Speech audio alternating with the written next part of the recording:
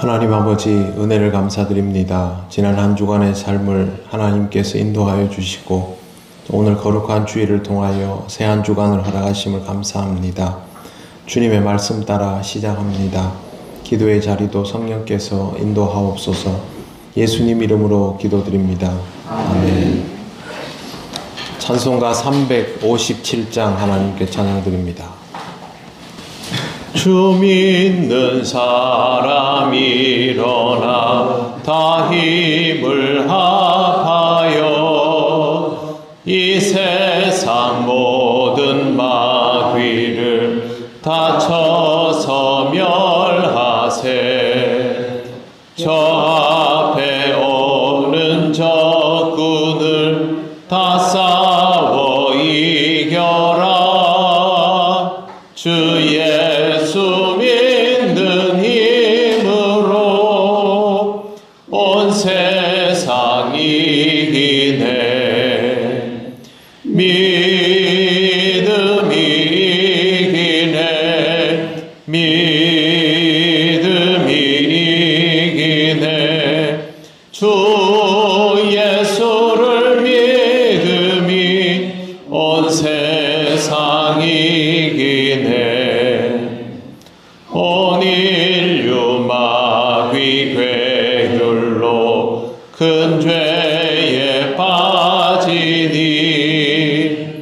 진리로 띠를 띠고서 늘 기도 드리세. 참 믿고 의지하면서 겁없이 나갈 때 주 예수 믿는 힘으로 온 세상 이기네. 믿음이 이기네. 믿음이 이기네. 주 예수를 믿음이 온 세상 이기네. 끝까지 이긴 자에게 흰 옷을 입히고 또 영생 복을 주시니 참 기쁜 일일세. 이 어두운 세상 지나서 저 천성 가도록 주 예수 믿는 힘으로 온 세상 이기네. 믿음이 이기네. 믿음이 이기네. 주 예수를 믿음이 온 세상 이기네. 아멘.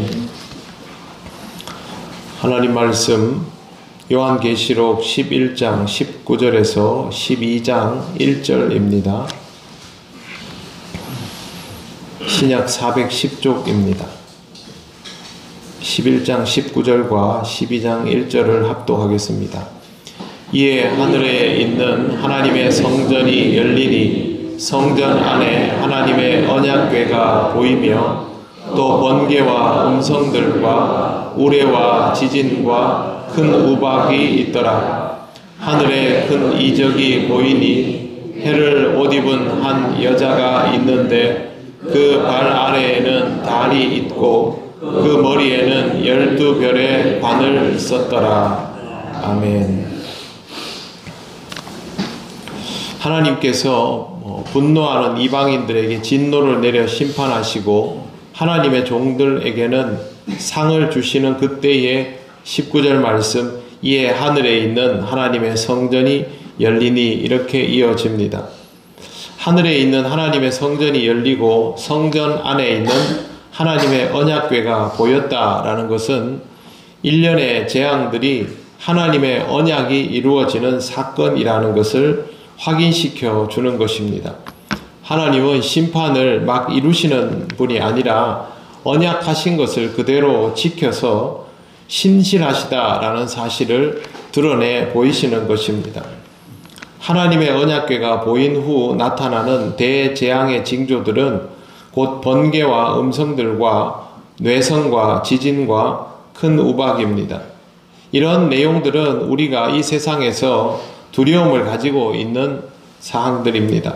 모두 종말론적인 심판과 하나님의 현현에 관하여 드러내어 알리는 역할을 합니다. 이것을 끝으로 일곱째 나팔 재앙은 종결이 되는데 일곱째 나팔 재앙에 대한 구체적인 설명은 여기 기록되어 있지 않습니다. 그 이유는 두 번째 칠중재앙 시리즈의 마지막인 이 일곱째 나팔 재앙은 12장에서 14장까지의 중간 계시 영역을 지나서 15, 16장에 다시 소개되기 때문입니다. 그 세 번째 나오는 칠중재앙 시리즈 안에 이제 포괄이 되기 때문에 여기에는 따로 기록이 없습니다.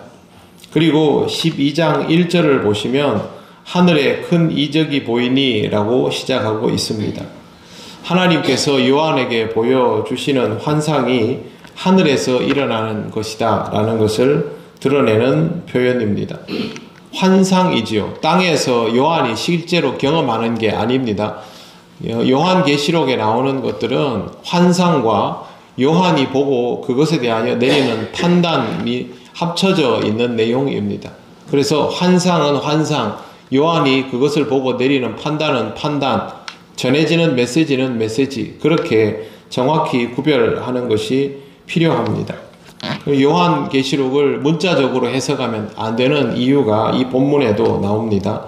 제일 먼저 해를 옷 입은 한 여자가 있는데 라고 되어 있습니다. 해는 입을 수 있는 것이 아니죠. 그런데 해를 옷 입었다 라는 말은 태양을 옷 삼아 입었다 혹은 빛을 입었다로 해석할 수 있습니다. 시편 104편 2절에 주께서 옷을 입음같이 빛을 입으시며 하늘을 휘장같이 치시며 라고 되어 있습니다. 그러면 여기 해를 옷 입은 여자는 이 모습이 빛을 입으신 하나님의 속성과 매우 유사해 보이는 것을 알 수 있습니다. 실제로 해를 입고 있는 이 여인은 계시록 17장 4절에 언급된 자줏빛과 붉은빛 옷을 입은 여자인 큰 음녀 바벨론과는 대조가 되는 모습입니다. 이 여인의 발 아래에 달이 있고 머리에는 12별의 관을 썼다라고 되어 있습니다. 발 아래에 뭐가 있다라는 말은 그 위에 군림한다는 뜻이죠. 달은 시간을 상징합니다. 달의 그 흐름을 가지고 이제 시간을 보통 측량하기 때문에 그렇습니다. 즉 시간에 대한 통치권을 소유하고 있다라는 해석이 됩니다. 또한 머리에 12별 면류관은 승리의 상징인데요. 12은 가득 찼다라는 숫자이기도 하고 이스라엘 12지파를 상징하기도 하고 어린 양의 12사도와도 연관이 있다고 추측할 수 있습니다. 그러면 12별의 면류관은 승리의 하나님, 그 하나님의 백성의 충만한 숫자를 상징하고 있습니다. 이것도 역시 붉은 용 머리에 있는 7면류관과는 대조가 되는 표현입니다. 여기까지 보면 본문에 기록되어 있는 여자는 하나님의 속성을 지니고 있고 시간의 흐름, 즉 역사에 대한 통치의 권세를 소유하고 있고 12지파나 12사도가 상징하는 선택받은 하나님의 백성 모두를 품는 존재입니다. 그리고 승리까지 하게 되지요. 여인이라는 표현이 눈에 좀 이렇게 들어오기는 합니다. 뒤에 있는 스토리 때문에. 그러나 속성상으로는 틀림없이 하나님의 관계된 것입니다. 과거에 이 여인에 대해서 마리아라고 해석하고 싶어하는 부류들도 있었습니다. 왜 그러냐면 여인이 해산을 하고 라는 그런 표현 때문에 그런데 이 구절은 그렇게 해석할 수 없습니다. 이 여인에 대해서는 해석의 논란들이 역사 속에서 좀 있어 왔기 때문에 다음 시간에 구체적으로 나누어 보려고 합니다. 오늘 이 구절들은 상징적으로 기록되어 있다라는 것을 기억하시기를 바랍니다. 계시록뿐만 아니라 모든 성경은 신앙의 눈으로 읽지 않으면 제대로 읽기가 어렵습니다. 말씀을 듣는 것도 영적인 상태가 유지되어야만 그 말씀이 들리는 것이지, 그냥 들려오는 글귀만을 듣거나 문자적으로 이해하거나 내가 가지고 있는 실질적인 이 본능적 삶의 자리만을 가지고 성경을 접하고 말씀을 들으면 내가 원하는 것만 취사 선택하게 되지, 또 내가 듣고 싶은 방향으로 들으려 하게 되지, 실제로 그 말씀의 진짜 의미가 무엇인지는 알기가 어렵습니다. 지금까지 요한계시록 말씀을 80몇 번 여러분에게 전하고 있는데요. 이 말씀 안에 보면 대부분 상징성들이 들어있지 않습니까? 그 상징성들을 모른 채로 이걸 그냥 문자적으로만 읽고 넘어왔다고 생각을 해 보십시오. 아니면 이단들이 해석해주는 그런 방식에 이건 이 세상에서 무엇을 의미하고 이 세상에서 무엇을 의미하고 그렇게 해석하면 이 책은 왜곡의 왜곡을 거듭할 수밖에 없습니다. 이런 이유로 요한계시록은 다른 책들보다 정경에 포함되는 시기도 훨씬 늦어졌습니다. 하나님의 말씀은 신령함을 가지고 들을 수 있도록 훈련되어 가야 합니다. 그러기 위해서 우리는 영과 진리로 예배하는 자로 훈련되어 가야 하고, 오늘 같은 거룩한 주일도 하나님 앞에서 신앙의 진정성을 가지고 영과 진리로 예배할 수 있어야 합니다. 사랑하는 성도 여러분, 오늘 거룩한 주일 여러분에게 허락된 생명의 말씀을 깨어있는 심령으로 받아들이시고 그것으로 하나님 안에서 영적으로 더욱 충전되고 하나님과의 교제가 더욱 깊어지는 은혜의 삶을 살아가시기를 바랍니다. 기도드리겠습니다.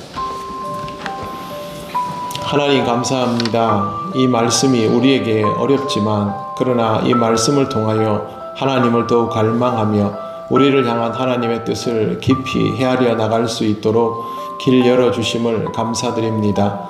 말씀과 함께 살아가며 말씀을 통하여 하나님께 순종하며 그것이 우리 삶의 지혜로움이 될 수 있도록 인도하여 주시옵소서.